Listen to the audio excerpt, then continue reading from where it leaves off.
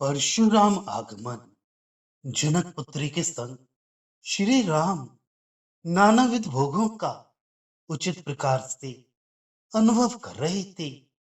उस समय महातपस्वी कौशिक वेद विहित रीत से आशीर्वाद देकर उत्तर दिशा में अति उन्नत हिमालय की ओर चले। एक दिन बलशाली चक्रवर्ती दशरथ ने आदेश दिया कि हमारी सेना अब हमारे साथ सुंदर अयोध्या नगर के लिए प्रस्थान करे। हाथियों के जैसे नरेशों से बंधित होते हुए वे एक अनुपम रथ पर आरूढ़ हुए। सब प्रकार के बलों से युक्त दशरथ अयोध्या के मार्ग पर आ पहुंचे। उस समय उनके पुत्र तथा पुत्र वधुएं उनके चरण की वंदना करके उनके संग बोले। राजकुमार तथा अन्य लोग उनके पार्श्वों में चलने लगे। मिथिला नगर की प्राचीन जनता भी उनके वियोग से ऐसा दुख अनुभव करने लगी जैसा प्राणों के वियोग से शरीर को होता है। धीर किरीटधारी दशरथ यथाविधि आगे आगे जा रहे थे और उस मनोहर महानगर मिथिला के निवासियों के मन उनके पीछे पीछे चल रहे थे। उनके मध्य में अपने ही सदृश्य अपने भाइयों के द्वारा अनगत होते हुए वीर राम मेघस्थ बिजली सदृश कटी वाली सीता के साथ सुंदर ढंग से चलने लगे।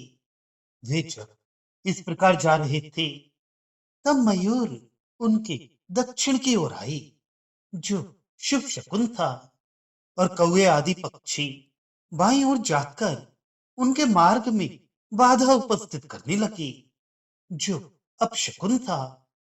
यह देखकर गजतुल्य दशरथ ये सोचकर कि मार्ग में कुछ बाधा उपस्थित होने वाली है, अपने आकाश स्पर्शी रथ के साथ आगे न बढ़कर मार्ग के मध्य में ही रुक गए।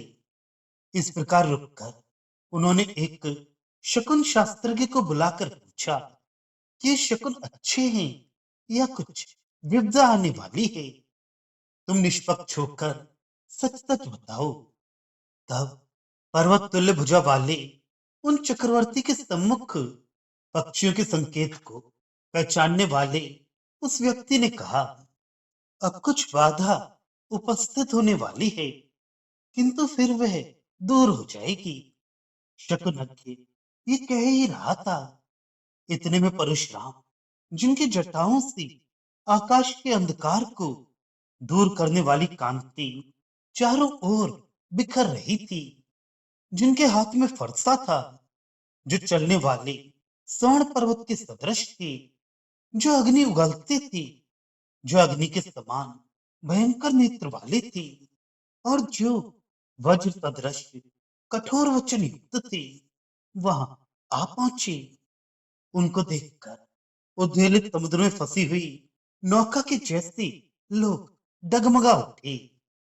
महान दिग्गज जो इस स्तंभ के जैसे धरती को धारे खड़े थे, डिग उठे। समुद्र बौखलाकर उमड़ गए और स्थानांतरित होने लगे। स्वर्ग के निवासी भयभीत हो अपना अपना स्थान छोड़ भागने लगे। रक्त स्वर्ण का एक धनुष झुकाकर उसकी डोरी को चढ़ाकर टंकारित करते हुए तथा उस पर तीक्ष्ण बाण चुन चुनकर रखते हुए परशुराम आए।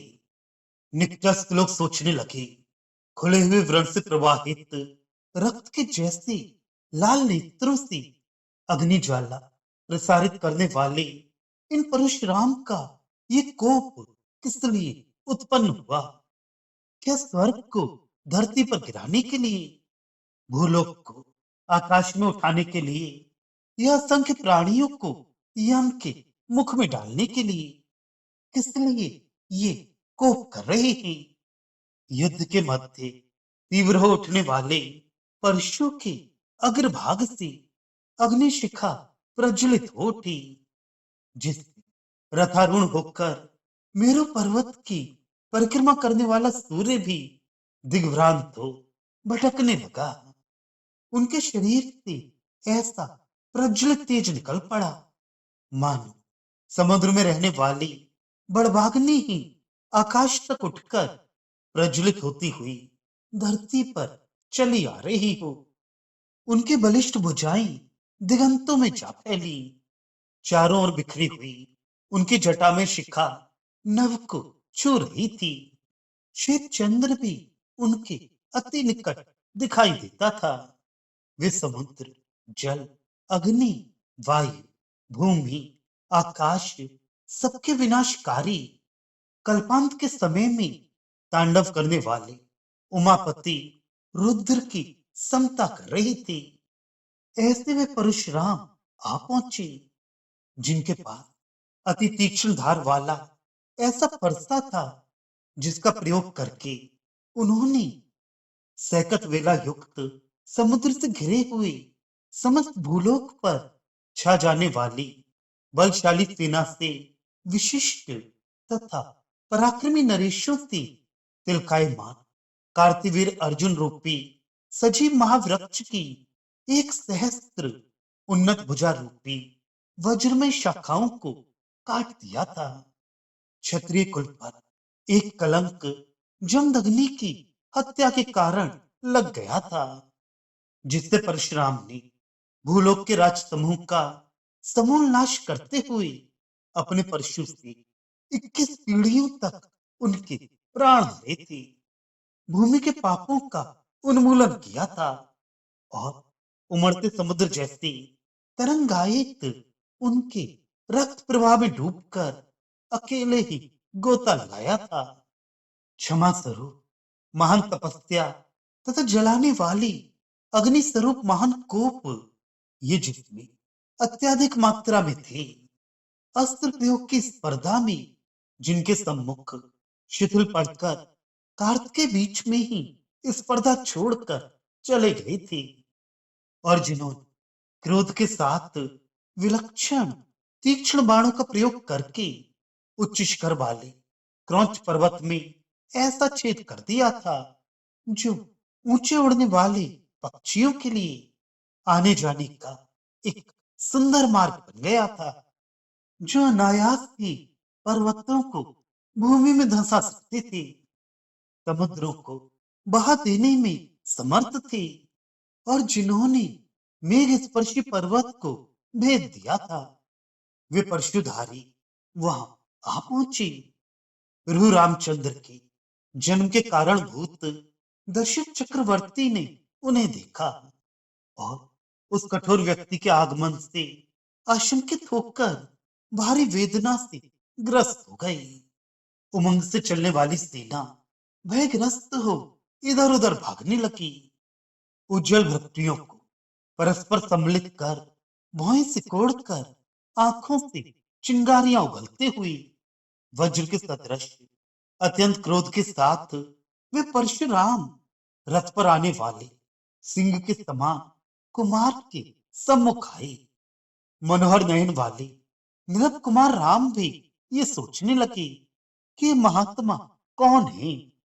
इतने चक्रवर्ती दशरथ बीच में आ पहुंचे और अति सुंदर सत्कार करके अपने सुवासित सिर को धरती पर लगाकर उनके चरणों को प्रणाम किया, किंतु उनकी परवाह ना करके वे अपने कोप का पार ना पाकर कल्पांत की अग्नि ज्वाला फैलाते हुए वीर राम के सम्मुख आकर बोले, जो धनुष टूट गया उसकी शक्ति को मैं जानता हूं।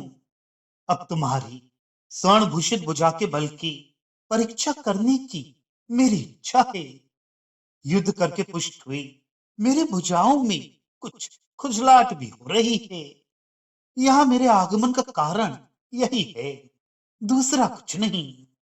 जब वे राम से ये वचन कह रहे थे, चक्रवर्ती ने घबराकर उनसे निवेदन किया, आपने सारी भूमि को जीतकर एक मुनि काश्यप को दान कर दिया था। आप जैसे कृपालु के लिए शिव, विष्णु और ब्रह्मा भी कोई वस्तु नहीं है। तो ये क्षुद्र मनुष्य किस वित्ते के हैं। अब यह मेरा पुत्र और मेरे प्राण आपकी शरणागत हैं। दशरथ ने आगे कहा, आग उगलने वाले, परशु को धारण करने वाले, महान पापों को इच्छा पूर्वक करने वाले ही तो मरण के पात्र होकर आपके द्वारा मृत्यु प्राप्त करते हैं। क्या इस राम ने अहंकार के मद में बुद्धि भ्रष्ट होकर कोई अपराध किया है? युद्ध करने योग्य बलवानों के निकट न जाकर निर्बल व्यक्तियों के पास जाने से बलवान के बल की क्या शोभा हो सकती है? हे अपार तपस्या संपन्न, आपने सप्तद्वीपमय पृथ्वी पर एकाधिकार प्राप्त करने के पश्चात उसे पृथ्वी को, लो तुम इसे अपनाओ कहकर काश्यप को दे दिया था। अब फिर ऐसा काम न कीजिए। विशाल शीतल समुद्र से आवृत भूमि पर स्थित नरपतियों पर कृपा कीजिए और अपना कोप शांत कीजिए। क्या आपका ये कोप उचित है? ये विविध प्रकार की बातें कही। दशरथ ने आगे कहा, उस पराक्रम से भी क्या होता है जो निष्पक्ष ना हो, केवल बड़ा हुआ हो और सब लोग जिसकी निंदा करते हो? क्या उस पराक्रम से कोई धर्म कर्म पूर्ण हो सकता है? भले पराक्रम वही तो सार्थक होता है जो धर्म मार्ग पर स्थित हो और श्रेष्ठ यश से संयुक्त हो। हे पराक्रमी, आप जो अब करने को उद्यत हो रहे हैं, क्या ये पराक्रम कहलाने योग्य है? मेरा पुत्र आपसे वैर करने वाला नहीं है। हे उपल स्तंभ सदृश भुजा वाले, यदि ये पुत्र प्राणहीन हो जाए तो मैं अपने बंधु जन तथा प्रजा के साथ प्राण त्याग करूंगा और स्वर्ग प्राप्त करूंगा। हे महात्मन, मैं आपका चरणदास हूं, मेरे कुल सहित मुझे ना मिटा दे। आपसे मेरी यही विनती है।